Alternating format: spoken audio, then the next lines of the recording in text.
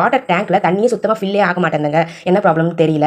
அப்படின்னா அந்த ப்ராப்ளமையும் எப்படி சரி பண்றது அப்படின்றத இந்த டிப்ஸ்ல பார்க்க போறோம். இந்த பால் வந்து குடுத்துருப்பாங்களா, அத வந்து ஃபர்ஸ்ட் கழட்டி எடுத்துக்கோங்க ஃப்ரெண்ட்ஸ். கழட்டி எடுத்துட்டு அதுக்கு உள்ள வந்து பாத்தீங்கன்னா வாஷர் மாதிரி குடுத்துருப்பாங்க பிளாக் கலர்ல. பாருங்க இந்த மாதிரி இருக்கும். அதை வந்து எடுத்துக்கோங்க. அதுல வந்து பாத்தீங்கன்னா எவ்வளவு அழுக்கு இருக்குதுன்னு பாருங்க ஃப்ரெண்ட்ஸ். ஃபுல்லாவே வந்து பாத்தீங்கன்னா உப்பு கரை படிஞ்சு ரொம்ப கருப்பா வந்து நிறைய அழுக்கு இருந்துச்சுங்க.